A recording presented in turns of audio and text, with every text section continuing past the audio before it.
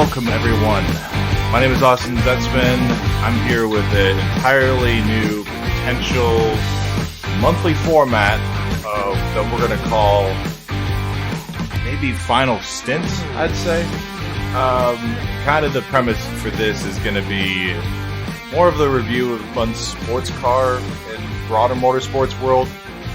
Just a general recap of that, so races, news, and kind of our thoughts and opinions from a couple Americans. And I say a couple because, as you can tell, my sultry accent. I'm going to be joined by a fellow American, Kris Wascher, Kris Wascher 97.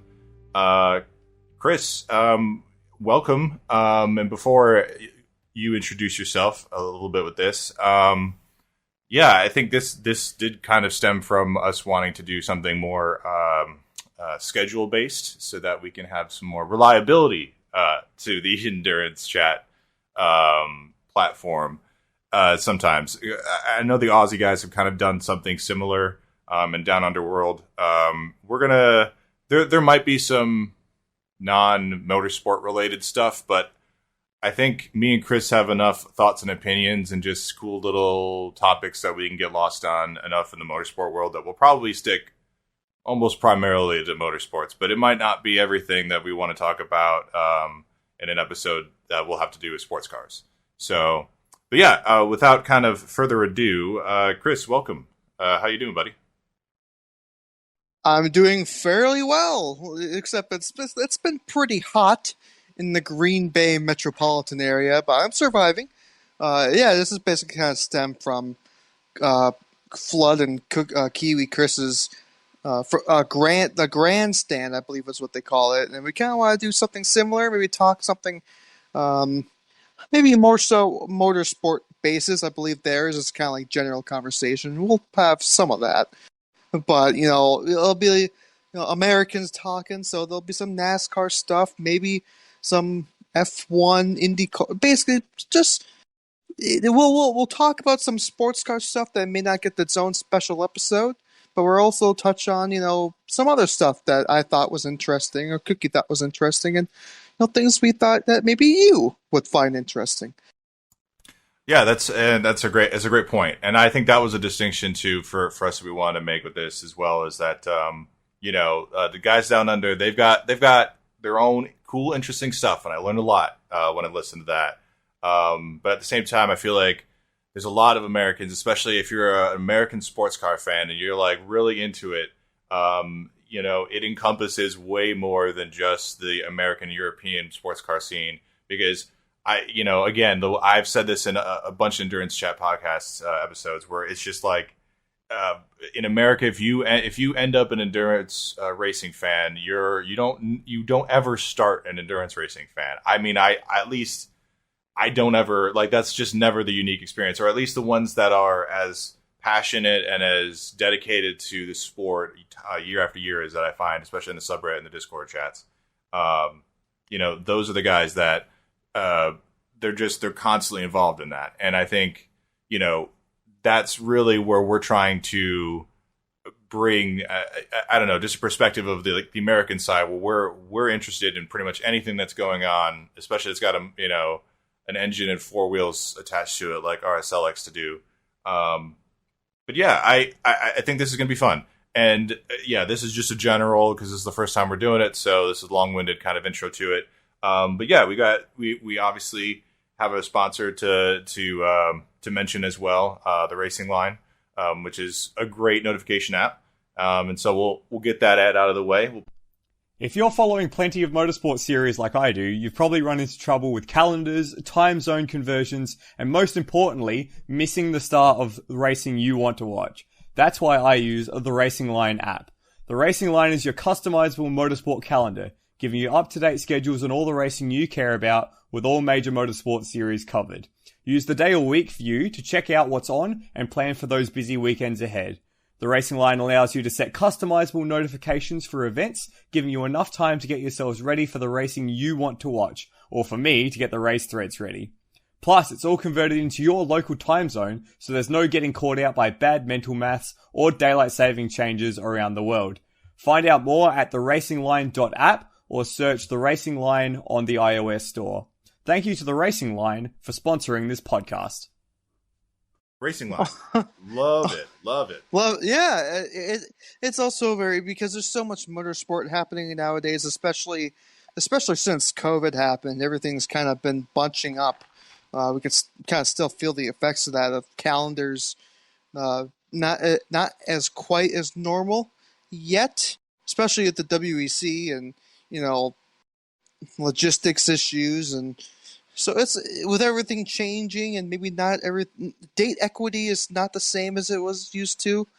So it's a very important tool to keep track of what's happening, which week, and what time. Yeah, the amount of times that I will Google on my phone, just on the basic browser, whatever racing series, such and such countdown, or like time EST or something like that. And I have to like fingers crossed, hopefully find a site that has something that's accurate and not be misled, or go to the Reddit site somehow and try to find their countdown for Formula One, for instance. So there's just a few times where I'm like, I don't really know. This is taking a lot of effort to just try to find out what time to wake up for, or to start paying attention to the TV kind of deal. So no, it's an awesome app, especially for following a lot of different series that we'll get into too, that we're doing a ton of. So anyway, all that aside, again, long-winded intro, but welcome. And yeah, so hopefully this will be something that we can continue to maintain. And just kind of like we've always done with Endurance Chat, like we'll keep seeing this through. We got nothing else better to do. But if we could kind of make this more of a end of the month deal, final stint of the month per se. Ooh, yeah, maybe that. That that it's just something to get more of our feelings off our chest, because I know we tend to clog up. So I do, at least, clog up voice chats in the Discord channels during races with being long-winded, trying to get a bunch of topics out. So, but anyway, let's start. We can start with IMSA, because Endurance Chat really hasn't covered anything yet with that, and we haven't sort of either. I'm being two parts of Endurance Chat, but there's been a lot of rounds in IMSA and a lot of different swings. Well, primarily sprint rounds, Kris. And I guess from where we're standing right now, how do you rate the championships, both the sprint round, let's just say the NEC, and the regular season IMSA championships? How do you see all three of those right now, or at least as they have stacked up? Well, the sprint round for GTD has been won by Paul Miller Racing, even though which is excellent. Nice to know they can come out this season with the trophy, since they did miss the 24 Hours of Daytona, waiting on a new shipment of their M4. Obviously, I believe their first win was Long Beach, and had other successes as well. The Sprint Cup, though, is going to be gone next year. That's also something we missed, is the State of the Series address that they made at the Road America round on the Friday of the weekend. Other changes were, we'll look at the changes after we discuss what happened in IMSA already this year before going on to next year. But yeah, the championship for DPI, it really looks between the number 10, Wayne Taylor Racing, number 60, Meyer Shank Racing, Acuras. It's really been just Acuras all down the line. Let's take a look. They won Watkins Glen. They won Road America. The only time they've won was at Mosport. But since we've really talked about IMSA since the Glen. And they're currently, the closest Cadillac is third overall in the championship. What looks to be, trying to make out this math here, I want to say more than 100 points back. I don't know. Yeah. IMSA's point system is so confusing. No, it's normally best to wait until Petit Le Mans where they talk about the championship. Then you'll find out what the championship picture is. Yep. But I don't know. From my smooth brain analysis, it's between the two Acuras. Yeah, and for then Ford. didn't Acura lock up the manufacturers championship too? I don't know on that. I would presume they would. They Or haven't I really think they I had a think they really just have strong to season. show up. I think it's like they start and they basically win it. I think that's how it works. I'm pretty sure. But yeah, it's really looked at Watkins Glen and then Road America and Motorsport, like, I would say right now that with the BOP, the Acura is the better car. It's just the cat, you can't count the Caddy out, and I think it will still do well at Petite. They'll probably give it a buff or something by Petite, but actually I don't even I think do they have BOP tables out yet for Petite? I'm not sure. I don't think so, Yeah. because we have about a month until Petite. Yeah. So our next episode will be a focus on Petite. Yeah. Might even have yeah. It might be live because I'll be at the track. I'll try to do Or a little that. bit, or a little bit earlier of an episode, but Well, I don't know, man. I'd like to do a live one. That'd be kind of fun. oh, That'd be cool. I'll have to try to find a decent headset, and we'll just try to do it when I'm at the campsite. but yeah, Live on location at Petite. the Glen was interesting. If you don't know, they had there's a similar incident that took the car, I believe the Carbon car out of a round. I believe they didn't get to run Mosport because LMP2s, I believe it was LMP2s or at least prototypes, went two of them were side by side and they went alongside the Lamborghini and it made a little bit of contact with each other and took out the Lamborghini into the boot. LMP3s, I believe. Was it LMP3s? Okay. That race also had a lightning delay, which we all love. Luckily, they're able to. I believe they got like the last 20 minutes to race under green, and there was a pretty decent run to the end. And then, literally the weekend after, they had Mosport, which was it was an alright race. I believe it was a battle between what is it, the number 01 Cadillac and the 60. Correct. Yeah, because the number 10, I believe, had some issues, a puncture or incident on track. Yeah, puncture.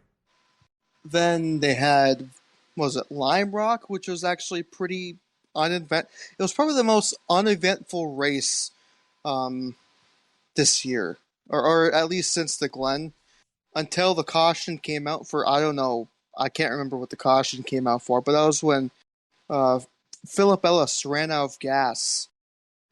Or at least I think it was Philip Ellis in the car. Ran out of gas in the windward car.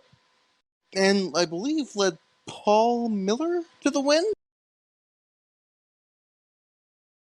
Ooh, that I don't know.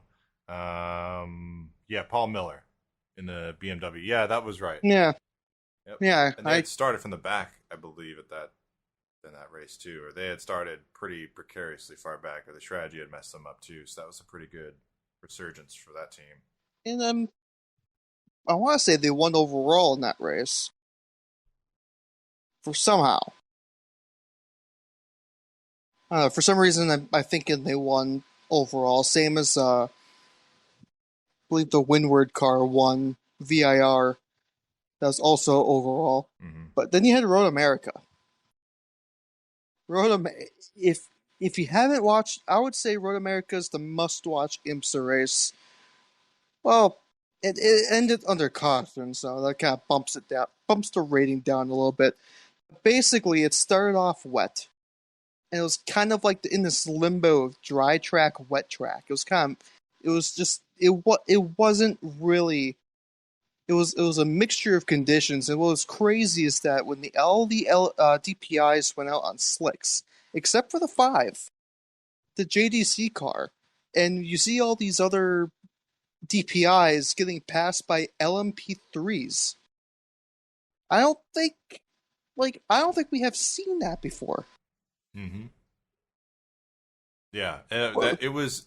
I mean, it was awesome to see the weather conditions kind of change and to vary a lot more than the teams thought. So you saw a lot of different strategies like play out real time on whether or not that would be, effective or not. And a lot of gambles, and I really like that. It shook a lot of things up. I mean, we were talking at one point. I think the 5 was out front by like almost a lap on the field, Mm-hmm. And just the way that all then panned out, then they ended up not being on the right strategy and falling off. It was such a crazy back and forth. And then they had then there's the caution. I believe it was the Raleigh Motorsports LMP3 got off in the final section of the track and hit I want to say a GT car. I don't remember which car exactly he hit, but then obviously that equalized the playing field. And then we had the final moments where I believe it was it the 60 chasing down? Because we had a DPI chasing down a car, and they went off in the kink, and then they lost control of the car and hit the inside wall massively, but they're still able to keep on going. Like the car still ran. Yeah, that was Myers Shank, I believe. Yeah, that I remember it being a pink car, and they ran it all the way to the end because the race finished under caution. Because obviously, if they pitted, they were going to lose position. Mm-hmm. And being that near end of the race, it was a safe bet to assume it was going to finish under yellow. So that's why, like, if you see the table, I was a little dumbfounded at first. Like, if you see the 4th place position there, it's really quite crazy. Yeah, that especially that they didn't rupture any of the any lines, hydraulic or brake lines, anything like that was potentially stored. I know that there's canisters for some of that stuff in there, and it just center punched it just perfectly enough where it didn't just crumpled enough of the carbon fiber and left enough going. Especially didn't puncture the tires or ruin any of the suspension. It seemed like, but yeah, that was unreal. And again, it's just intermittent conditions, Road America. I mean, it just always seems to happen, and you always just seem to get these bonkers races that just kind of thrill you through like a good majority of the race. Like it's just a solid race, regardless of what who's on track. Just let alone the fact that they're just trying to dodge, traffic on the wrong tires. So yeah, I wish I wish Elkhart Lake had more hours to it every single year. I don't think it's not even good. It's not, like I said, it's not even long enough to walk that track and try to watch all kinds of viewing angles that you can for the entire race. And I mean, I feel like if you're going to promote an endurance series and endurance cars, endurance racing, you should at least have it so that the fans even can briskly walk around most of the entire area and see an endurance race from different spots. Like, I feel like that's the whole point. Like, if you're going to have an endurance race, you take your time and, like, make it to places that you don't normally get to. But there you're just like, I mean, I don't know. There's been a few times where I'm like, all right, I'm going to enjoy myself, and it's like 30 minutes to go. I'm like, well, if I want to watch at the front stretch, watch the end, or do I want to just, like, hang out here? But anyway. I love Road America. Me personally, I always try to find something with the screen. Yeah. Like I was my first race there was a NASCAR race in 19, and I was like, we went there. Basically, we arrived as the Trans Am race went on. If you know anything about NASCAR weekend at Road America, the supports start way earlier than one would like to be. I believe they start like 8 a.m. local, which my aunt who I was taking wasn't really too fond of since she worked night shifts. But we got there around 10. We saw the last of the first Trans Am race, and there's no screens at the front stretch, and we were told to go in turn 5, which is obviously one of the prime viewing spots and something we didn't regret. That never really bothered me, like going to the front stretch to see the checkered, because if I have a screen, but in turn 5, there's multiple places you can go around that corner. That's excellent viewing spots, especially if you go up on the hill on the outside of 5, where you can basically see them coming out of not Canada corner, but Billy Mitchell Bend, and into the final corner, then up the hill up to the checkers, and then you'll see them obviously in turn 5, and you'll get an excellent view of the screen that just faces like right towards you. It's excellent. And then $2.50 corn on the cob behind you. Never actually got one of those. Oh, they're good. Never. Bring a Usually, toothpick, but they're so good. I don't think my cholesterol. Like, so if I get like those, was it the grilled cheeseburger or whatever it's called? Yeah. Yeah. The something gear, like the gear The gearbox melt. gearbox. That's melt. what it's That's called. Yep. I've only had it once, and I don't think my body would like me to have it ever again. I'll always tell that famous story because they repaved all of it now, but where the paddock was, they had like a concession stand place, and it had different stuff there, but like they served pie and literally would ask you if you wanted a dollop of ice cream with your pie, and it was home baked pie from some local I don't know, like Shriners or something like that, and they were just making pies, and it literally was just like it came out of a diner, and you would just like buy it out of a diner and eat it. And it was just like, it was the most Wisconsin thing ever. Because it was just like, you're at a racetrack, and you buy just a wedge of apple pie with a dollop of ice cream on it. And it's like 10:30 in the morning on a Saturday. It's just like, dude, what in the hell? What in the hell? That place is just like magical. Not for your heart, but for your soul.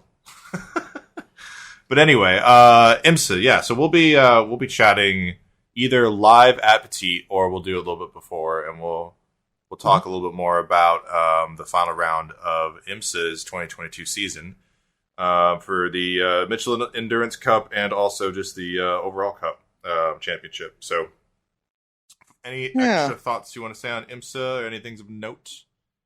I was going to say, let's go from America's National Park of Speed to America's National Resort of Speed. We just had a round at VIR just, 3 days ago? Ah, yes. How could I forget VR? Another GT-only round, a much better GT-only race than Lime Rock Park. I would have to say. GTD Pro had something interesting going on, even if it was the scraps within the 6-car field. The regular GTD always seems to just have a battle in them. Basically, everywhere during the race, there's always seemed to be at least some sort of a battle going on, some sort of fight, which was nice. It was a lot more battling, more exciting than what was produced at Lime Rock, in my opinion. Did you happen to catch any of the IMSA race? Yes. Yep. A lot of good overtakes. Faf will never be denied, but no, I thought for strategy too, definitely saw just different strengths and weaknesses for other people's strategies. So you saw on track passes, but a lot of it was strategy based too. But yeah, always great racing at VIR, and weather was good too. It looked like it was an awesome day. I would have, looked like anybody who was there probably enjoyed themselves greatly. But yeah, how did you like the race? I'm gonna probably watch the last hour again, mainly because unfortunately the last hour did coincide with the restart of the Cup race, which we'll get to in a bit. So I was kind of more focused on the Cup race on my second screen, because that was kind of like that was kind of where all the action was going to happen. Mm-hmm. All the any controversy in the racing world is going to happen there. It's kind of more tuned into that. But what I did see was excellent. And Faf once again winning a race, but pretty hard. Well, before I say any things so confidently, let's take a look at what the Drivers' Championship is. Yeah, they got. I think they got GTD Pro kind of unlocked for the overall championship. Yeah, I'd agree. They're only third in the Endurance Cup, though. Yeah, they didn't have a great, quote unquote, great Sebring. Yeah, I see that it says they're fifth in Sebring. Mm-hmm. But they won the Rolex and they got third at the Glen, so they're making up for it. That's true. Yeah, it'll be a tight finish too. I mean, Rizzi should be there to contend as well, and they're sitting second in the Michelin Endurance Cup standings behind Corvette at 27 points. They're at 25, and Faf's at 24. So, yeah, it's going to be very tight going into the last round. I don't know what the car count's going to be, but I would assume 6, at least 7, maybe 8. yeah, it would be nice to see more cars potentially. But yeah, I mean, I think that championship's pretty wide open, and I like to see a Porsche, Ferrari, Corvette battle going into last round. Should be excellent. Now, hold on.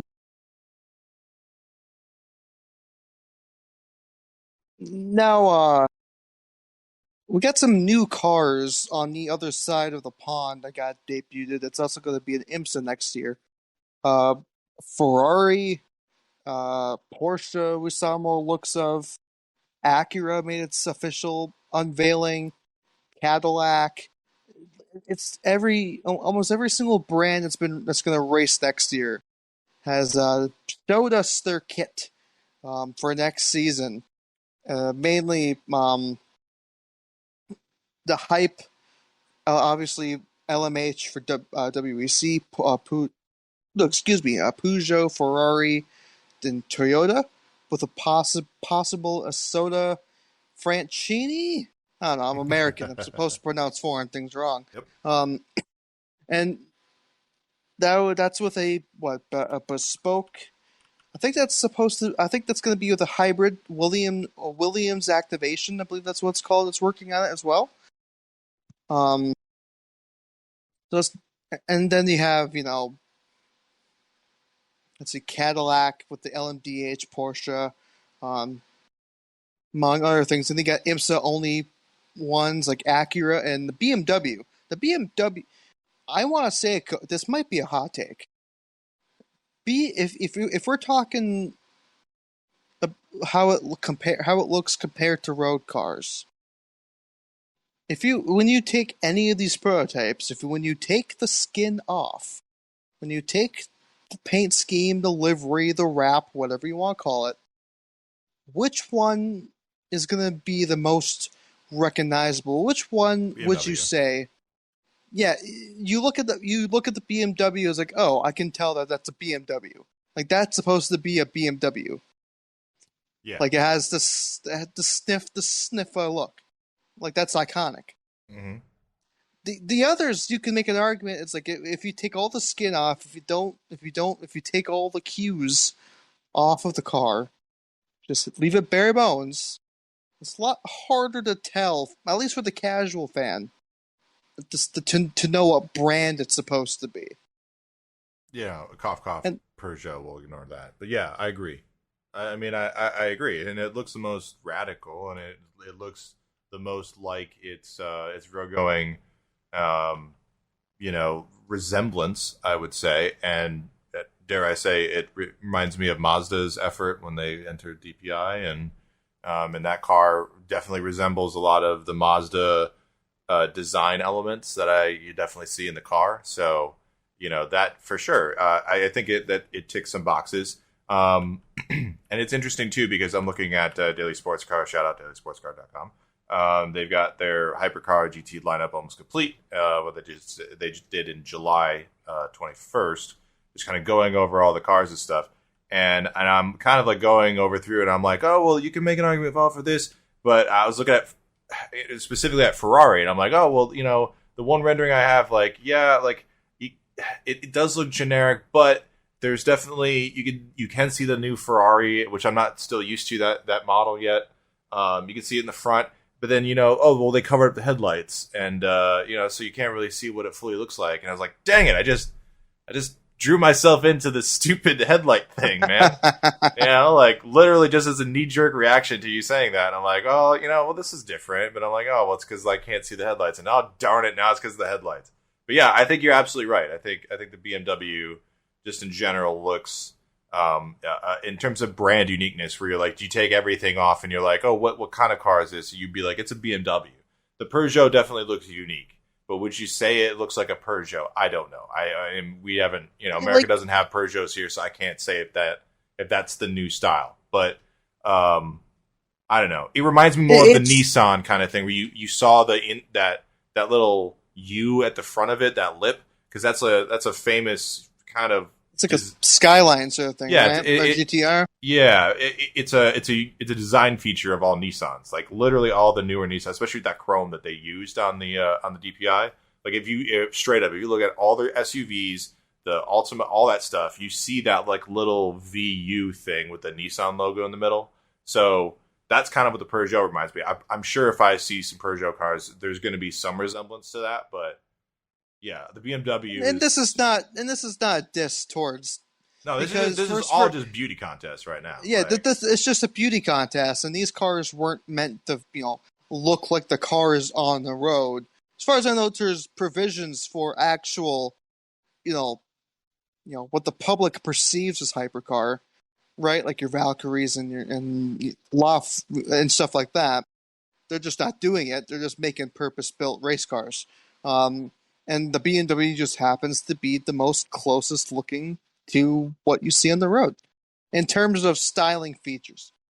I mean, I would be shocked if one of these OEMs doesn't make some kind of homage, kind of like how Toyota did it, where there's a car that is, either it's a track day car or it's limited quality, purpose built, blah blah blah, but like some nod to these racing programs and these kind of designs, because I think even though there might not be right now a look for some of this stuff, I wouldn't be surprised if you see some of these racing now characteristics in how the bodies look and all that incorporated into something more performance related for these brands. I mean, it would shock me to not see some of this stuff potentially rub off, even though it is in a homologated BOP kind of regulation. The uniqueness of these chassis still, I think, renders you to go, okay, well, I wonder if Cadillac will do something Knight Rider-esque with, like a performance car that's rear-engined and, or mid-engined and, has some resemblance to that. Because honestly, that's what the Cadillac's just like, it looks futuristic, but it's like, dude, you guys are just trying too hard to be Knight Rider. Just have the red thing go back and forth, be kit and all that bullshit. Just get all that out of the way, get all the pretense out, because it literally looks like the 80s, what is it, Hasselhoff, Knight Rider, kit, Pontiac Firebird thingy. I think I got that right. But, I don't know. A lot of people like that car, like, that's like the coolest car. I'm like, I don't know, man. That looks like the late 90s, like, Ford, what was it? That experimental car. It was like the GT70 or something like that. Kind of reminds me of that. So, I think that was it. Ford GT70. And with all these new hypercars showing up, no, Ford unfortunately, GT90. Ford GT90. Was it the Ford GT90? Yeah. Okay. Everybody furiously will pull over if you're driving it. Google that and yeah, it's got some similarities. All right. I just quickly Googled it to make sure I wasn't saying foolish things, but yeah, no, it looks very similar. But yeah, no, I agree with you though. I think whatever we were just originally talking about, BMW, Ferrari's going to be like the rear wang thing or the uprights. And yeah, they have a thing in the third. They have I'm not good at the engineering speak. So basically, like how a regular wing has one on each end, right? They have a third one, and they have a third one in the middle to support that wing. Mm-hmm. That I believe, for my recollection of the car, is so that's something that I haven't seen before. Yeah, I think outside of that, I don't think we've got any new car coming yet, at least announcement for Toyota, even though I kept hearing rumors about it. I haven't heard anything unless there's been Marshall Pruitt and Graham Goodwin updates in that regard that I haven't heard of, because I haven't been listening to some of the recent episodes as of late. So maybe they've got an update on the Toyota thing that I don't, but I haven't seen anything about them building a new car for next year. So I'd be curious to see if they have anything.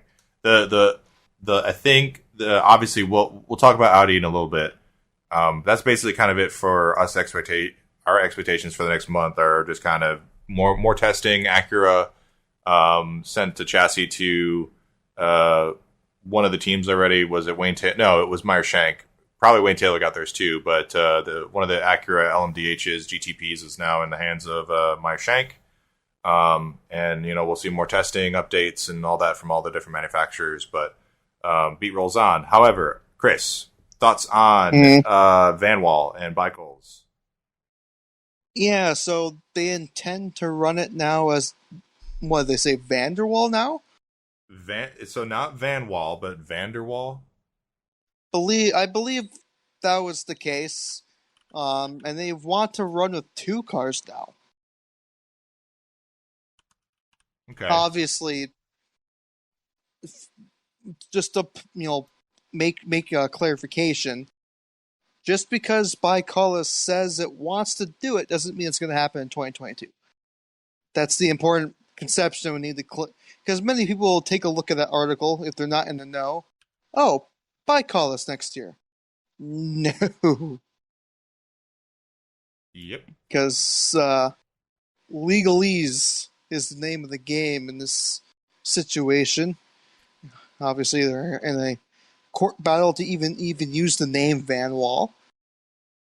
Right, and honestly, just you could. I'm sure we could spend a lot of time talking about this, but really, it just comes down to, in my opinion, especially with the FIACO, they're trying to cut off other ways of getting around not being a manufacturer, and especially nowadays, you kind of have to have an opinion on something, and usually you have to take a side on whatever. But it's hard for me to take a side on this one because I do understand a lot of the fans and a lot of the people involved that care about the sport, myself included. Like, I have championed privateers till, I don't know. I mean, till the sun goes down, comes right back up for years and years and years. Like, I make it a public thing. People know this. I love privateers. But what the FIA and ACO are doing with the top class is just something that is just not, it's not conducive to what it was 20 years ago. And I personally, at this point right now, I don't have a problem with it because it's just, I'm willing to try this experiment. And, if it fails, well, it quote unquote fails and we still move on, as a sport. And, if we don't, then I don't know. I mean, do we get more than 2 or 3 different OEMs competing at the top spot in LMP1 H or, LMP1 hydrogen when it goes to that or something like that? I don't know. But I like, I like the trajectory that we're going. I'm not a fan of having to reject these kind of entries, but I understand why FIA and ACO are being very, very sour on selective. Yeah, selective, but very sour on this because I think they're also trying to set an example for, look, you can't just buy your way, you can't just sidestep and buy your way out of this dilemma of not necessarily being affiliated with a proper racing manufacturer. And I will also say, before I'll let you have your any extra follow up to that, is that I also think that we have to.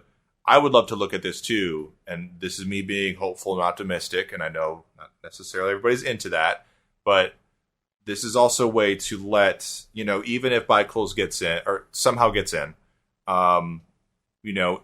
if it sends a message to not do it that way and to try to do it where you're a dedicated race team, that you want to be there and you want to be racing cars, you want to do that, and that's where your passion is, if you want to do, kind of like a Glickenhaus, and your acceptance of the WC will be admitted.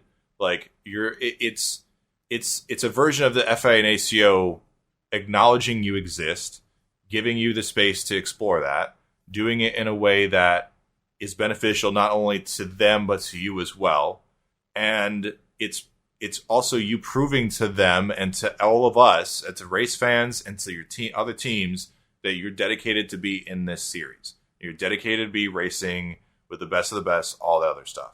So, like, I love ByKolles, but at the same time, do I think that they're going to be around in 5-10 years? I don't know. I mean, they've been around now, like, what? They've been around for 15 years kind of deal. Like, they're just not some team that I'm like, wow, that's such a 15 years of dedication. Like the dude mails it in a lot of times, and this car looks fantastic, and I bet you it's really fast. I would be super excited if it is, because I think that's that would be awesome. But at the same time, I don't like it when we're really quick to be like, oh, this is privateer, we have to let him in. It's like, yes, I want him in too, but the way that these regulations work right now, and the way that we're testing these waters right now, means that the stuff that he's doing is not necessarily in good faith. And if he can at least just prove to the committee, if he can prove to like these governing bodies, and honestly to some of these insightful journalists like Graham Goodwin and observers in the subreddit too and in the Discord, like prove to some of us that that you are taking this seriously long term and that you're going to commit to this series long term. And I think you'd get way more attention from the FIA, from the ACO, from all that. But it's this aspect that he wants to do this, but he wants to do it on his own terms. And right now, the stuff to do on his own terms is even farther away from where the FIA is currently at and where they're going to address stuff than it was even like 2 years ago. So I don't know. That's a little. There's one of my rants there, but I think it's awesome. I don't know how they get around it. Maybe it's that he like verbally commits to doing a 5-year racing program and building a factory or something, or building a dedicated sports, a racing center. But then even then, it's like, okay, well, if we get it to him agree to do that, well, now he's committed to do a race team. So, all right, so what's the downside of that? Like, all right, well, we just got some really rich guy to commit to doing race team for the, foreseeable future and laying down some roots with a freaking race team headquarters than, it was before. So I'd rather that be the outcome than just be like, all right, ByKolles can come in and he can do whatever he wants and then leave. Like, if this stirs on ByKolles to actually be a race team that's around and starts competing for wins and stuff like that, like, let's do that. Like, I'd rather be part of that timeline than ByKolles yanking our chains a bunch. But anyway, what are your thoughts, Kris? I think it's because if you're not in the r/WEC Discord, I recommend you do it. Graham Goodwin is in there. He actually provides a lot of insight on things that we may have not known and kind of ignorant to into the wider working details of how the sport works. And he kind of did that with the ByKolles situation because in the regulations, it's because obviously people can misconstrue it. They think it needs to be an automotive manufacturer. It just needs to be an automotive brand. And even then, it's just basically the ACO like accepting. Basically, you make the offer, or you put in the entry form, and the ACO decides whether or not you get to do it or not. It's basically that's all that comes down to it. Mm-hmm. What I'm thinking is, now I'm going to shout out Cal on the Discord because he came up with this. He could, but Colin could have just dropped this. Like, did he really need to go for a Van Wall? Like, I'm sure there's other multitudes of automotive brands who would love to have their names on the biggest stage of endurance racing. Like Graham Goodwin throwing out Praga before, maybe Radical, or not even a manufacturer, just a brand, something that to do with automotive stuff. So the conspiracy is that he is dead on doing Van Wall because he is, let's just say, his money is not coming from honest sources. Mm-hmm. And this sort of regulation is kind of making it more, basically it's making it harder to just get a bunch of money from sketchy sources, and because you actually have to work with a partner here. And he would have to expose his dealings if he had to work with such a partner. So that's why he's trying to get the Van Wall name to his own. That's the conspiracy going around. And that's why he's not being admitted. Yeah. Well, I mean, there you go. They're, and again, like, I think it would be more acceptable if it wasn't for the last, 6 months and all the other extra stuff that's been going on, in terms of a regional crisis, especially near where the FIA, it's in the same continent of where the FIA is at.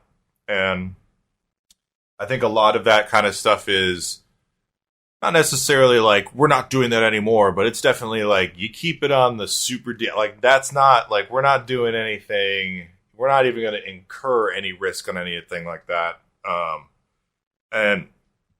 Excuse me. I think it seems to me that's where we're seeing more of like a pushback to some of this stuff, because I feel like,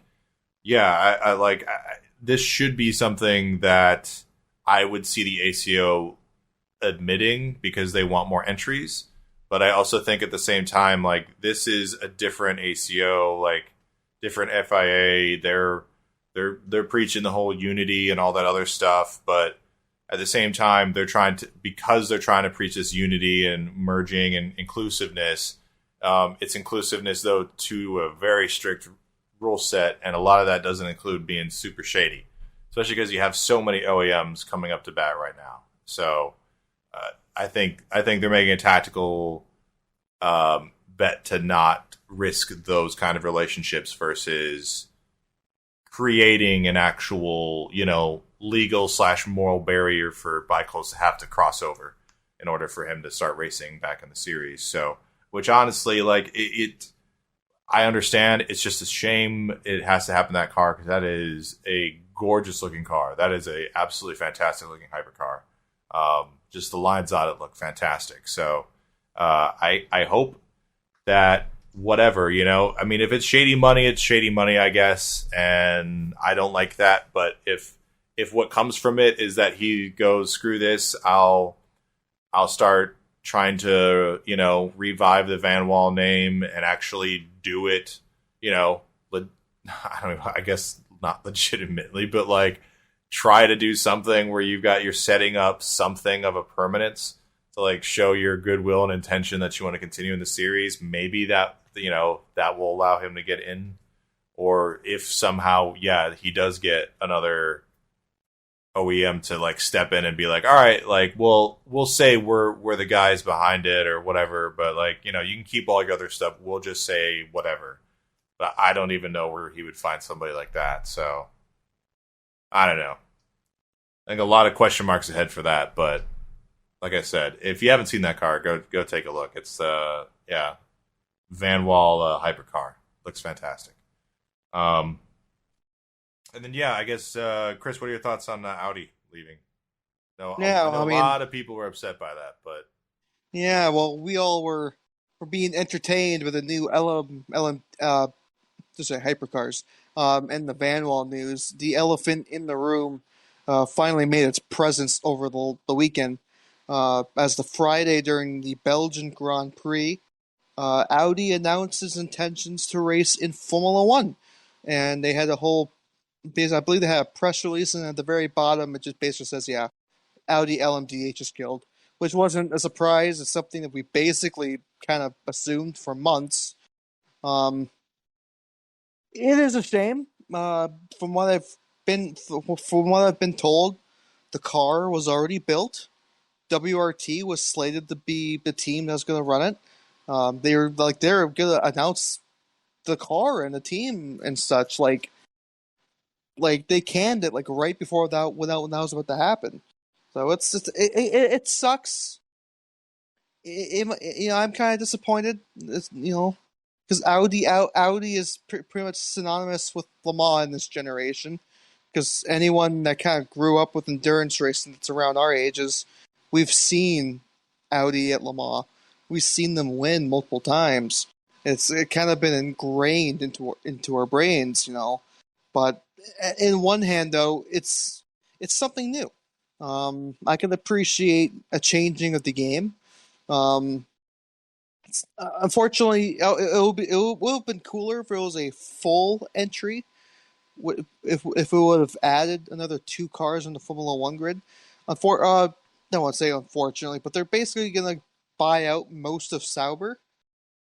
So Alfa Romeo is done after 2023. Mm-hmm. So Sauber is going to run from what it sounds like, Sauber is going to run independently until Audi takes over the ship, because that's when the new Formula One regulations happen. So that's going to be interesting. And if they keep their GT3 program, how cool would it be if some off weekend, some Audi F1 driver races some GT3 races? Wouldn't that be a pipe dream? Man, that is. I feel like that's a big leap. But we'll. I would love it though. Yeah, that's 2026. I mean, I don't even know what the regulations are like in 2026. That's too far. If it makes sense, it's too far out for me to care at the moment. I mean, anything could really happen too, considering Porsche is going to be there too. So I mean, you're going to have two VW. I believe there's some recent reports that the Porsche deal might not be on as we think. Oh, there might be some skepticism from, I believe, Red Bull, who thinks I believe it's from Red Bull side, who thinks Porsche is just going to take everything over. Yeah, I mean, why wouldn't they? That's kind of like what. So why wouldn't Porsche want to do that? I think the latest news is that deal might not be as on as we think. Yeah, I feel like with Red Bull, it's kind of like, well, is this another Mercedes kind of deal? Where they come back, they suck for a few years, but then the next regulations say it, and they basically just steamroll over everyone, because that's kind of exactly what Mercedes did. And so just like, all right, well then we get absorbed, and whereas they could kind of like run stuff as it were, if Mercedes can't necessarily keep up, or their boardroom finally starts to lose interest and they start to go away, then is Mercedes going to sell their team to Porsche? Like, I doubt it. So, are they going like, oh, well, being fully absorbed by an F1 team is not what we want. And even if we wanted partial stuff, like maybe us staying the course and not going Porsche is what's in best interest for Red Bull, even though we're probably, we're still spending money. I think they're still making a ton of money off of the net value. But, I wonder if all of a sudden and I think too, especially with Honda saying that they're extending and potentially coming back as a racing sponsor. Like they're not ruling that out in the next like 2 or 3 years too. Like, yeah, it's interesting because we thought Porsche was a done deal. I mean, as of like 2 or 3 or 4 weeks ago, and now it's just kind of all changed a bit. So, but yeah. So let's. That's kind of, we're talking about F1 already. So what. We have it on our little run sheet here to talk about F1. And anything else you wanted to talk about specifically in the Formula One circus right now? They just came off of the summer break, the 1 month off hiatus of Formula One, and just finished Spa. I watched Spa on a replay. I didn't watch it live. It was all right. The beginning of the race was kind of fun because you had all the people who started at the back moving on up, and then in the middle it did get quite dull. Not a whole lot happened. Then obviously towards the end it got interesting because of Ferrari told Leclerc to pit so they can get new tires so they can go for the fastest lap, which is a pit stop gamble. And obviously, Leclerc speeded in the pit lane. From what I've heard, it was because a piece of trash or Verstappen's visor flew into, or tear off and flew into the Ferrari and messed up like a sensor. And that's from what I hear. It's very unfortunate. It doesn't help the narrative at all. No. Which is, the whole Ferrari bad, sort of thing. That's kind of, I'm gonna say it is kind of annoying. Ooh, that's controversial. It's a hot. Well, I don't know how to explain it. Like, we can all agree that, yeah, Ferrari kind of has some bad luck. Can be some terrible strategy calls, but we're going to talk about specifically the Spa situation. They gambled. They're like, hey, maybe we can get an extra couple more points because in a sport like F1, every point matters, et cetera, et cetera. I appreciate that. And guess what? Their gamble failed. That's racing. Mm-hmm. So, to the people making fun of this, what would you rather have? Just just him staying in place and making the end of the race, basically the status quo, less interesting? I don't know. If I can appreciate a good pit stop gamble, obviously been a NASCAR fan for many years. It's kind of where a lot of the pit stop gambles come from. Fuel mileage races. It's that's a lot of them. That's what a lot of them happen before the stage breaks and stuff. But I don't think I'm going to be as hard on Ferrari this time, because I think they went for a gamble. They saw an opportunity, and it just didn't work. Mm-hmm.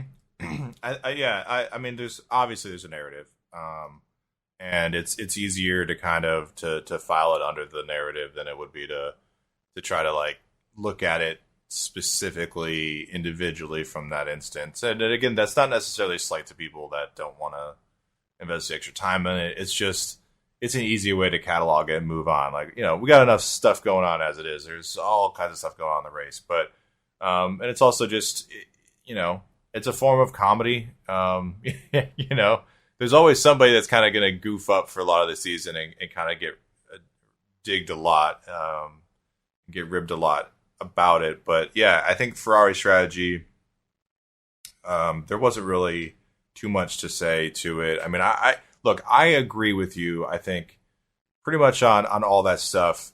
The thing I will say, though, to add to that is that they don't put themselves in any good position with how they try to risk their strategy. So there's a lot of times where I think Ferrari are doing something and it doesn't sound like they're doing it necessarily based on a overall plan that has been discussed, and they're just sticking to the plan. Or if it's like a guessing game, they will guess pretty quickly, and that's what they're going to do. And again, that could definitely be the broadcast not relaying information real time. So I don't know. But the way that they seem to always relay information to Charles and also to Carlos, and again, it didn't seem like it was any different from when Sebastian was there too. It just seems so chaotic. It doesn't seem very, very well thought out in terms of like the specific point they're trying to get across. And I don't know if that's just the way that a lot of the race engineers are, or some of the extra management, the race management guys are. But it just seems like they will put themselves right in the position to either take advantage or basically screw up. And a lot of times, even then, when they're about to take advantage of something, it's a low percentage thing that they're trying to gamble on. And it's just a lot of times for me, I understand why they're doing it. And I understand too where they're like, they might not be confident in the chassis to get it done, so they need to do these risks, or they just got caught out by bad luck. But it's the way that the strategies play out for them a lot, and the way that they communicate to their drivers on the radio. It's easy for me, at least, as a backyard lawn chair viewer of the sport, where they incur some of the blame, erroneously, but also because they put themselves in that position to be blamed for it. And it's just like if they don't have the fastest car this year, that's great. And if they want to play a safe strategy, they have every right to do so. And they're, if they're deciding not to do that and they're just going to risk it, that's fine. But they also have to be able to prove to themselves. And, like the fan, I feel like the F1 fan base, yeah, they're irate individuals. All of us are rabid fans and are super fans, blah, blah, blah. But at the end of the day, I think some of the fan sentiment is the same that the Ferrari guys get. It's not like people don't view social media. I feel like the drivers, teams, and manufacturers look at social media more than they ever have before. They're like, a lot of it relying on social media. So, not even to say that the shrill voices matter, but just from the amount of input you're getting is like, damn, we're not doing these strategies well. We're always have this bad luck, or we seem to be getting caught out, or there is some like delay in response, and it's never really, like all these harsh criticisms that sure, some of them don't make sense, but others do. So I don't know. I just think that, like I've said it before, like Ferrari are doing fine with their strategy, but the way that they conduct it it publicly seems like a nightmare. Like if I was driving for them, I wouldn't have a ton of confidence. I would feel like I need to be interpreting the race a lot myself to make sure that the decisions they're making make sense to me. And that's never a good sign, in my opinion, of a championship winning team. Like you just cannot have your drivers questioning or just not understanding the strategy or why stuff is happening. Like, especially with how stuff's worked this year, like the hard tire, for instance, has been terrible all year. And it just only seems like when it's really hot, that's when that tire starts to actually do anything and work. Or like when it's just long races that have decent deg. But man, I don't like they never learned their lesson with those hard tires, at least this year. And a lot of it is just like, all right, I'm thinking in my head, like, all right, if I'm in that strategy meeting the next race, like I'm like, the only thing we care about right now, like we need to obviously win. We need to get back on this championship hunt. But the only thing we need to worry about right now is to not do this. Like we're going to back off to allow ourselves so that we can finish the race or like whatever. Like we are setting goals for ourselves to just get back on the horse and we can start running again. And they're just like, they just keep throwing everything out on the race to try to like get the most momentum back on their feet. And they just keep floundering because I just feel like they seem lost as a team when it comes to like what can they do confidently, like what are they good at and how can they use that to their advantage. And I think that's where my frustration comes in as a Ferrari fan, and also just somebody who's seen a lot of the unnecessary comments that they get for their strategy. But I think at the end of the day, that's really what's kind of been sick with that organization for a while. Like they just need a management kind of tilt, and not at the top. Like it has to be some of the race coordinators and engineers and some of the team management guys. Like I just think the way that they troubleshoot stuff in real time is just not. It's not a winning way to do it. Like they're not quick enough, or they're not executing correct decisions in critical moments. But oh man, another rant for me. Jeez, holy crap! It reminds me of the French Grand Prix when Carlos Sainz, I believe he was in a battle of someone, and they called him down excuse me, they called him down to the pits to get some tires, and I believe the consensus was on his current set, they didn't know if he was going to make it to the end, so they played it. They're like, okay, let's pit and get you a new set of tires so we can know that you'll be able to make it the end of the race, which it's kind of, it really is depending on how, if he stayed out and a tire blew, it really would have been a lose-lose situation. So it is kind of frustrating. I think also another thing that plays into it is that the meme is so widespread. You see it everywhere. Like I see it on my Facebook feeds. I see it on Discord, subreddit, not our subreddit, but in different subreddits. Mm-hmm. It's sort of like that new hit song you just heard on the radio, right? The first couple times you listen to it, oh, it's great, I love it. But then it gets overplayed. It plays like 5 times every hour. It's like, okay, can we move on to something new? I don't know. If it keeps happening, obviously, I'm not saying stop the meme, because if it keeps happening, obviously that gives it fuel. Like it gives fuel to the fire. But I don't know. I'm just a boomer about this. To be honest, you're a little burned out with the Ferrari strategy hate.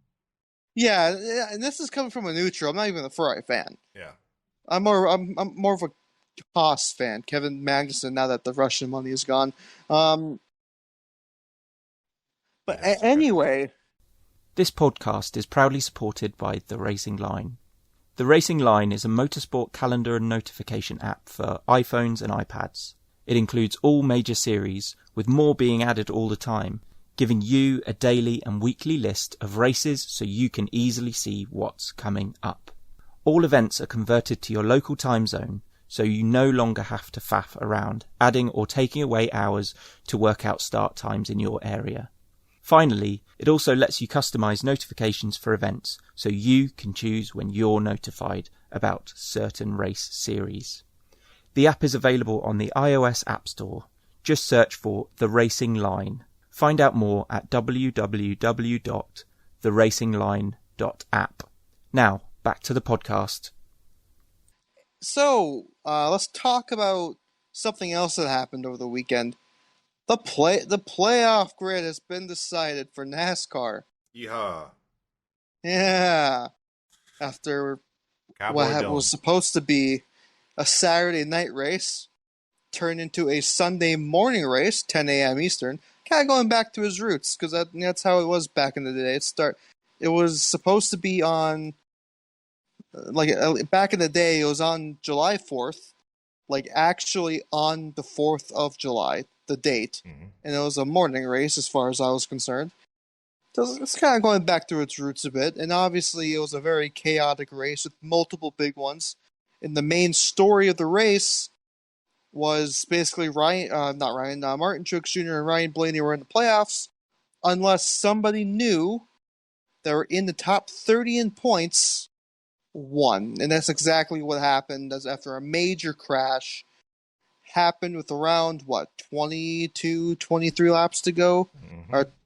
And basically, there's a huge pack coming into turn 1, and the track was wet. And everybody basically crashed except for 6 people. This is controversial because some teams are like, yeah, we had rain for half a lap. And then, the rain didn't, if you looked at some onboards, in my opinion, the rain didn't come down noticeably until they did get into the tri-oval. Which it's yeah, it's kind of a bad look still when you have a bunch of cars racing 180, 190 miles an hour in a huge pack. Then rain, because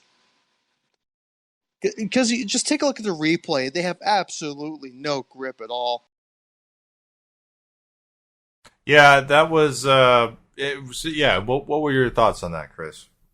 Was that a good call? Are you upset with NASCAR on that, or or are you okay? Kind of seeing where it might not have been raining before, or do you think that they should have thrown it before they got back to 1? I don't know. It's very hard to say. I know some drivers say, "Oh, we had a half a lap of this before," but you didn't really notice it until. There could have been, because the time it takes from the trial to turn 1 is pretty quick, and obviously with random pop-up thunderstorms like what we had at Daytona, they can just appear out of nowhere. You don't really get much warning with them. I don't know. What I did like is that they got the race restarted. If they just called it, I would have been pretty salty. But at least what I'm trying to say is I'm happy they at least restarted it so that way, because at the time, I believe it was Ryan Blaney that was out of the playoffs because Austin Dillon was declared the leader. And so they ended it under yellow, or ended it like that. That would have made a lot of people mad.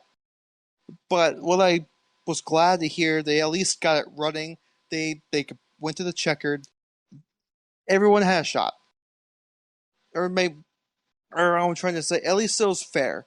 They allowed the race to continue. They allowed the finish, and that way, finish on the green. There's no, maybe except Austin Dillon kind of purposely, yeah, turning Cindric. Yeah, but at least they the people who were at the chase cutoff, they're allowed to race it to the end.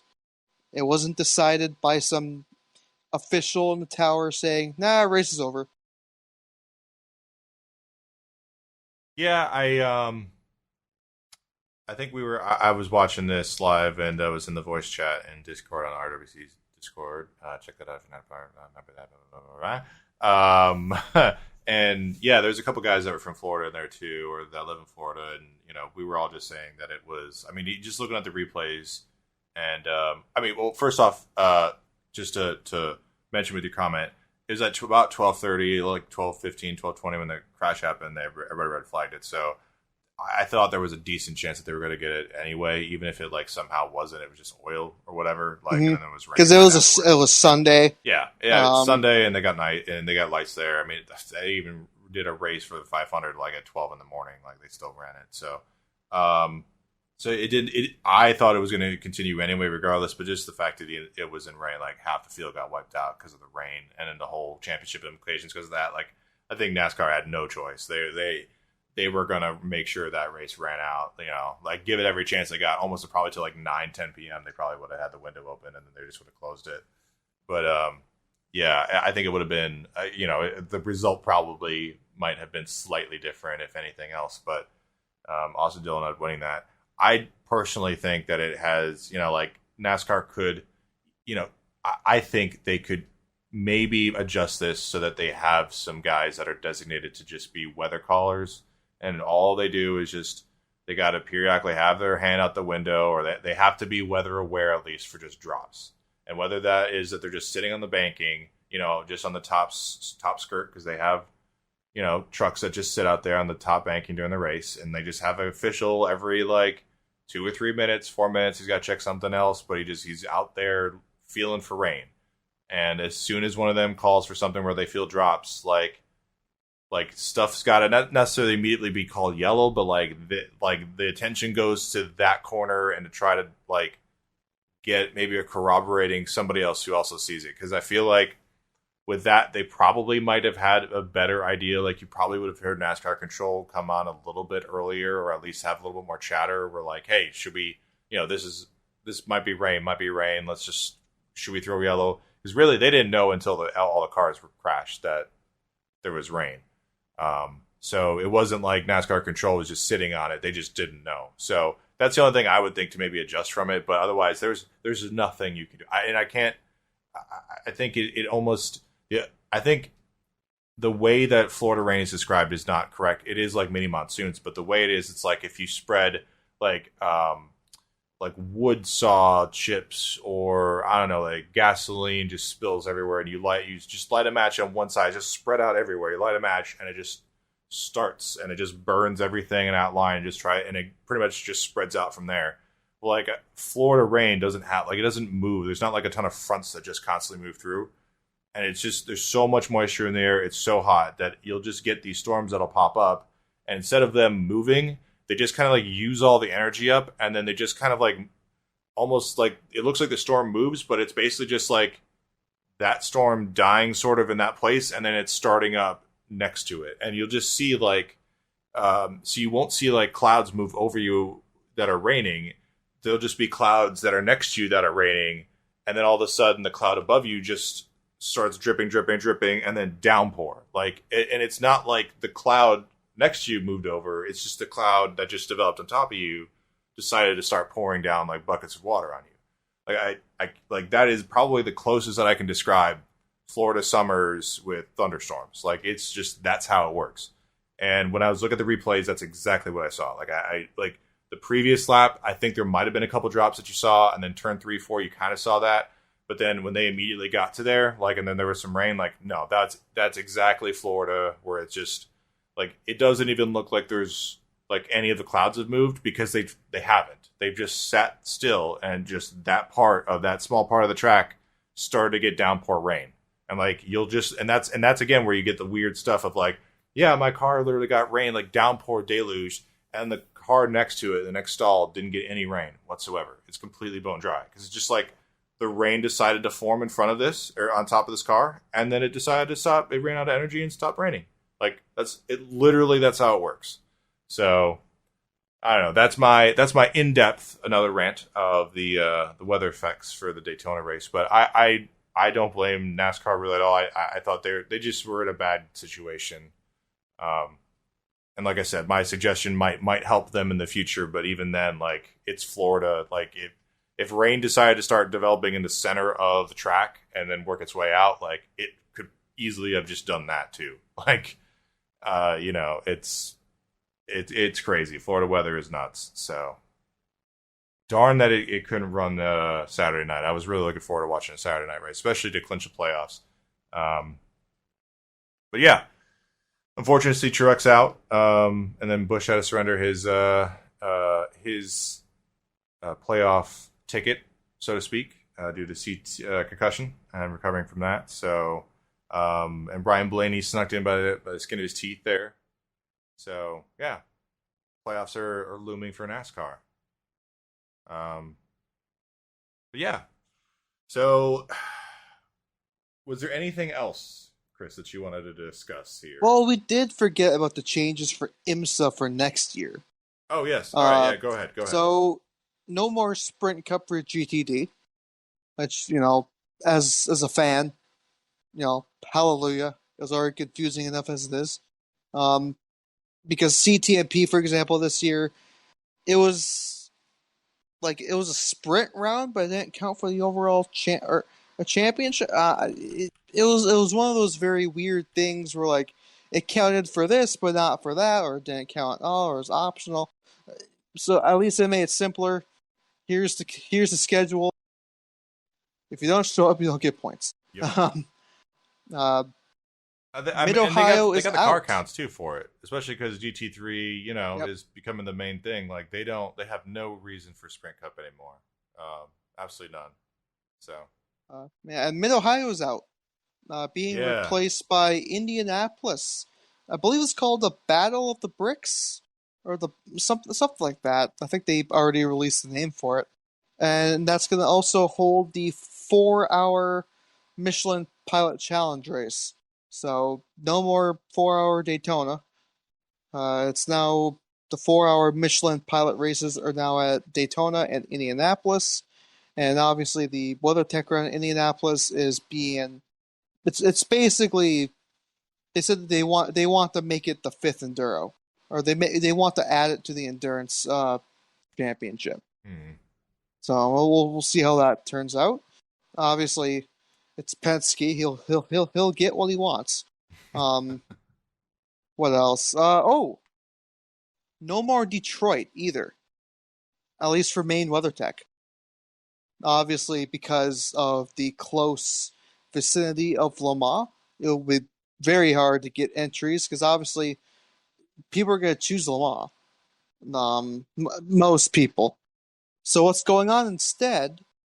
They're doing a Grand Sport only class race for the Pilot Challenge at Detroit. The street so circuit, GT, not FLL. The new street circuit they're doing downtown or something like that. Mm-hmm. So they're doing the GT4s, just to make it simple. They're doing the GT4 portion of the Michelin Pilot Challenge at Detroit, which I think could probably make for a better race, because they'll be able to beat and bang more. That circuit is a lot of 90-degree corners, so that's probably what they're going to be doing. Yeah. Then, to basically balance out the calendar to make sure each class is an equal number of races, at Lime Rock Park is a TCR only round. Which, if you know the TCR grid, like 2-hour race for like 12 to 13 cars, not exactly something that's gonna be something that's gonna be selling your tickets. Yeah, I would hope they might add a couple cars to that car count, because that seems a little pitiful.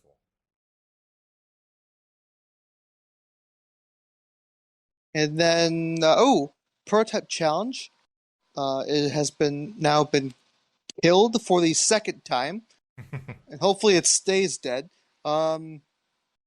What's happening now is that replacing Prototype Challenge is, I believe, that they think that's a 50-50, 55-minute sprint races of GT4s and LMP3s. And it's going to be called the VP Sports Car Challenge.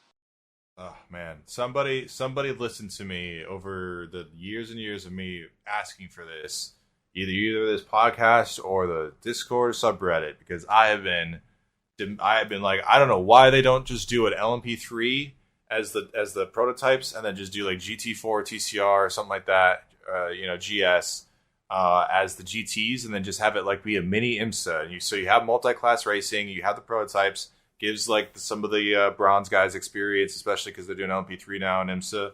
And it's like, all right, so then which that's probably going to leave, and eventually, but like still, it makes so much sense. I just from a visual perspective, a marketing perspective to do this. So yeah, I like 100% full clap for me. That's a round of applause. So I'm looking forward to it. Those will be really exciting races that I'll be definitely looking forward to watching them in person. So Yeah, that's really about it for the changes. At least for the major ones. yeah, and beyond that, I mean, it's we're still steaming right through with WC season. So obviously we our last one we had was at Monza. And the next one that we're going to have is coming up at Fuji in September 11th. So that's coming up in a couple weeks from this recording. And I mean, that is going to gain a lot of my attention. Hopefully, we'll have an endurance chat to cover. I think we haven't done Monza yet. They might just do I or Flood or whoever might do a combo of that and Fuji. But it should be interesting down the home stretch to see for them how WC turns out especially for the LMP or LMHs. It's still hard for me to get used to. This is it's kind of the winding down time for motorsport, unfortunately. But we've got a lot of cool championships to finish out in the next month and a half. So, Kris, any final thoughts from you, sir, on this first episode of this little side project we're going to try to do monthly here? Yeah, it's been nice. I do have to say, little tidbit. I have actually been getting into European football. Oh no! Yeah. Oh no! I am now a Leeds United fan. Oh, of course. Yeah, Premier League club. Mm-hmm. And do you want to know why? Because they're the smallest club in existence, or something. So basically, I was in Discord, and I noticed that there's a La Liga game on Network ABC. For those out of the States, Network ABC is basically like, if you just have a simple antenna, you get the channel.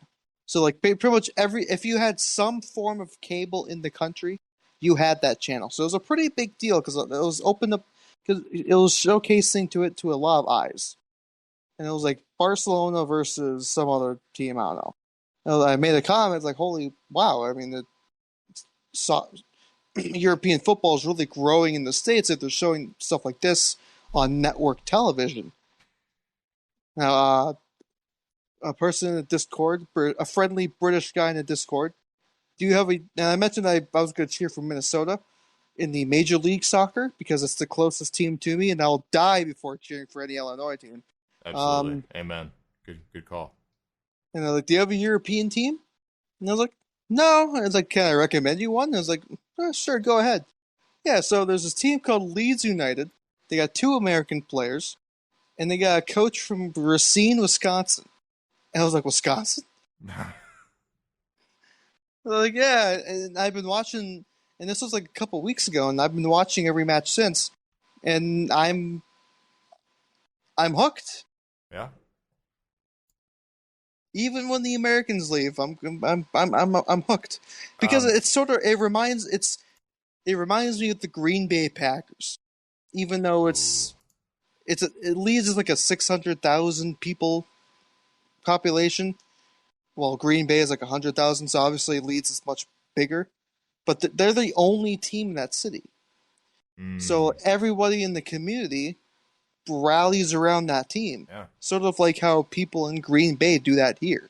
So I see the similarities in that sort of way. I watched all the documentary on Amazon. And Well, how do you? It's Okay, so I'm also a Packers fan, right. and I definitely can see the interest in that. I don't know about this though. How do you feel about the 49ers owning 44% of the team? Eh, At least they don't own majority. It's like from what I've It's noticed the in European 49ers, football. man. It's the 49ers. The At American least, football team almost owns all like the majority stake in Leeds United. That's yeah, but they've hired a Wisconsin coach. okay. That's true. That's fair. They Um, know they know coaching talent is good in the state of Wisconsin. and it's not like an oil company. No, or no, like no, no, mid- no. Yeah, No, it's so no, it's just loyalties of fandom. That's all. So no, that's cool. I like that. That's and when is the Premier League started already? Right, the season. yeah, they had about I think there's some more teams playing tomorrow, but pretty much every team has played about 5 games so far. Yeah, that's getting their season off. I loosely followed it. I was trying to get more into it, but this racing kind of kept pulling me back in, man. Kept pulling me back in. So kept getting more and more into racing in different levels, and especially after college, and that was kind of when I was getting into soccer. So, and my buddies are huge MLS fans. A couple of them are in Atlanta, and they go to all kinds of games, like part of the whole like crazy fandom down there that goes to a bunch of those, and so they're always trying to tell me to go to some. And I know a couple guys that go to some like AAA version of MLS teams that are in Tampa. But Orlando City FC is the closest one for me to call it my team or whatever for MLS. So, yeah, you're right. I'll be damned if I'm ever going to call myself any fan of Chicago sports. Get out of here. Yeah, the only one that, like I said, I'll famously say that, like I the only Chicago sports team I root for is the White Sox because it's not supposed to be the right team that wins in Chicago. So that's why I like by default I will be like, yeah, go White Sox, like absolutely. That's Chicago. That's not their team. So that's like I said. That's the only thing I'll ever root for in Chicago sports because they can go. Yeah, there's some animosity there. I'm sure. I'm sure with you too, Kris. Anyway, yeah, we got to end this program on some hateful stuff. No, but no, it's I'm looking forward to the next month. I know football is getting back in. I'm doing some fantasy football stuff, which is whatever. I don't know. I'm not been American football for the people. Oh yeah. United States NFL American football. So yeah, I don't know. I know it's like sacrilege to almost say that you're not like paying super much attention to football, but I'm not really like I already know what's going to happen. Yeah. Why would I watch when I already know what's going to happen? The Packers are going to lose their first game. Oh Jesus. They're going to go on a tear for the rest of the season. Oh Jesus. And then choke in the NFC Championship game. It's literally prophecy at this point. Yeah, I'll go enjoy. I'm excited for the Bucks to play, the NBA team to play. Like that's at least more of an enjoyment because like yeah, you're right. I mean like it's like okay, so here's how it is. It's like you've had to sit through, and I don't want to call out Fast and Furious because I do like that series, but let's just say you had to sit through like 9 different movies that all were the exact same premise essentially as like like the 8th or 9th movie because I'm assuming those are both terrible. So like you've had to sit through 8, 7, 8, 9 of those already in a row where they're like, oh, okay, this is all right. Oh, but this is shit, man. This is shit. This is like 2.5. This is like 3 hours. This movie. This is shit. Like this is terrible. I don't want to watch this. But you're like you have to sit through it and watch it. You got to. Like, you're a fan of the series. You want to keep, I have to represent this. Like, I have to sit through it just to say that I did it.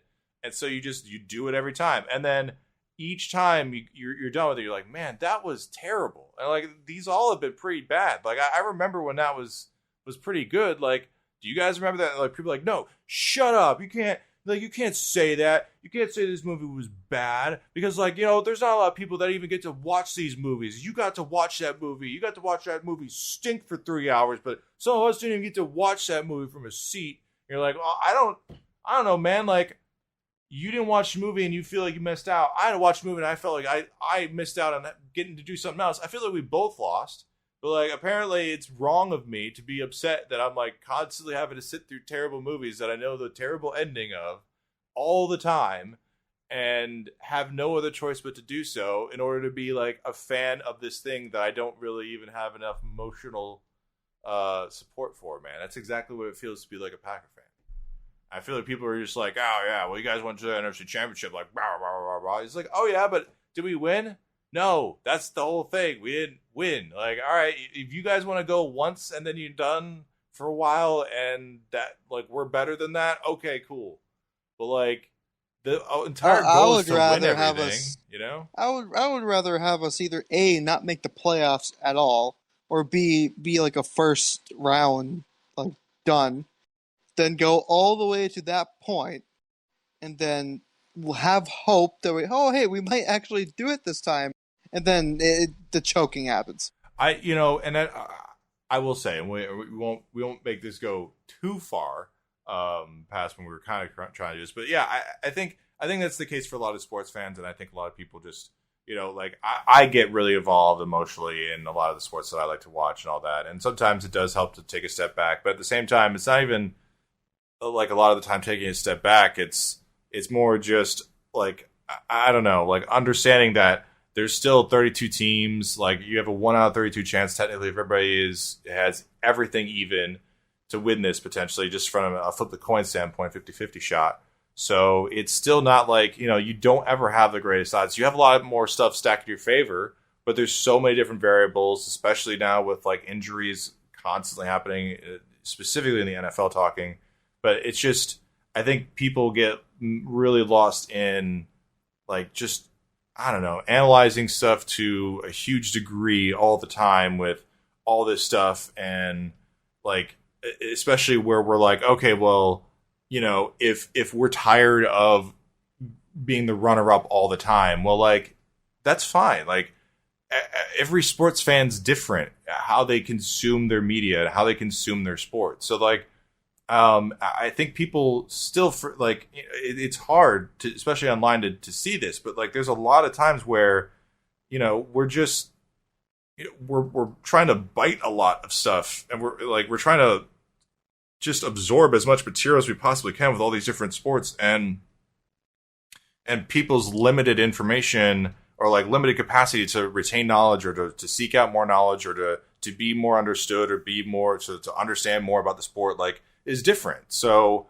like there could be somebody that is right about every single thing, but if they don't care enough about aerodynamics of Formula One to understand the nuances of that, and then they just kind of casually say their comments on it, they could be wrong about the aerodynamics of it, but be absolutely right on something specific, or like, I don't know, pit stops or whatever. So I just feel like collectively as sports fans, like all of us need to like understand, because there's the reason why I'm saying this on this tangent is because like there's a lot of NFL fans and Packers fans too that do not like the fact that there's some Packers fans that are burnt out with basically like over 10 years of, winning the championship and then coming close like almost every year, every other year since then. And it's like, that is success. Like that's obviously definable success. And it's the same kind of thing as Mercedes or Ferrari in Formula One or Red Bull. Like we have defined limits of what we see as dominance, success, and all that, and what we're doing. But at the same, and the right way to do it and the right sports attitude is to like, yeah, like be encouraging, be positive. Like we will overcome this. We will defeat this problem, blah, blah. But, I think everybody doesn't operate like, I think fans don't operate like that. I think casual observers that aren't the cream of the crop that we're seeing in motorsport and sports in general. Like, all these guys are some of the best of the best. Like, there's not a guy that doesn't belong anywhere in any of these sports, motorsport or NFL or soccer. Like, it's just I think sports fans in general just need to understand that, like, how our expectations of the teams are obviously way over where they should be, whatever. But just I think the expectations of other fans is also just out of whack. I feel like a lot of people, and this is also kind of bleeding into a little blurb we had about the F1 community too, is just like it's a very tribalist thing right now, and I feel like that's the in thing. You were saying earlier, kind of like with the Audi hate, the Audi memes and all that stuff. Like, I just feel like it's very in right now to be like, to establish your position on stuff and to hold your position and like, no, like that other thing's unacceptable. You have to, in order to be a fan of the Packers, you have to believe that they're going to win every single year. And you can't just like ignore them for half the year because then you're not a fan. It's like people consume sports differently, man. And I'll be honest, I've watched less football because I'm just burnt out emotionally from watching the Packers over the last 10 years. Even though they won a championship, over 10 years ago, a little over 10 years ago, like I'm personally burnt out, and I can feel that in how you were describing it too. So, but yeah, And I live so close. I live close enough to Lambeau Field where I can hear the fireworks after every touchdown. And like, if hypothetically, if they won the Super Bowl, like it'll be like a 4 or 5 mile walk, but I would be able to walk, just stroll down to the championship parade. So it kind of means a lot more to someone who lives right in the center of it all than someone, let's say, maybe someone who lives down in Eau Claire or Marquette, Michigan, or something like that. What I think would be a good way to wrap this up is to do a bandwagon check. Name your sports, since it's getting around that time of the year for major U.S. sports to pop back up. Name your sports teams, claim them as their own, so that way, if they do well, you can always point to this and say, "Hey, I supported this all this time." Yep. Cookie, what are your go-to sports teams? I mean, I consume a lot of stuff in general, sports related stuff. I mean, I've followed everything, college and professional. So I'll leave college out because I think in general, I like professional sports more than college, which is rare, I guess, for a middle-aged American to say, because I guess everybody loves college. Anyway, NFL, obviously Packers. I'm originally from Wisconsin, even though my username says Florida. So I pretty much was born and raised there. Moved down to Florida when I was in middle school, or I don't know, when I was 13, 14 years old. So kind of grew up in both states, kind of became an adult in Florida. So I still know a lot of stuff in Wisconsin. So, but yeah, it's Green Bay Packers, which is pro football, NFL. And then basketball, I'm a Milwaukee Bucks fan, and American baseball, a Milwaukee Brewers fan.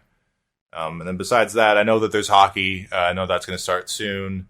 I like hockey in general, just I never really got into it. So, I don't know, I'm a Rays fan, I guess. And then, yeah, outside of that, I don't really, I mean, I do follow soccer. When I tried to do Premier League, I was a Manchester United fan. Boo me, I know. Boo, just boo.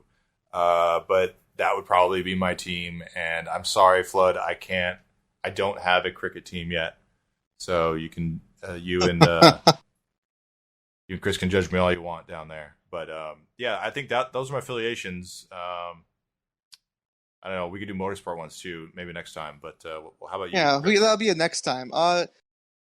So it was kind of weird for me because I grew up in the western Upper Peninsula of Michigan, so it was very weird for sports teams because you would have these people who would be like, "Oh, I'm Green Bay, Wisconsin fan," because the culture kind of was close to Wisconsin.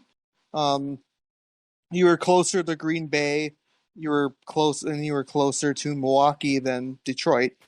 So for the NFL, and plus you were also within driving distance towards Minneapolis.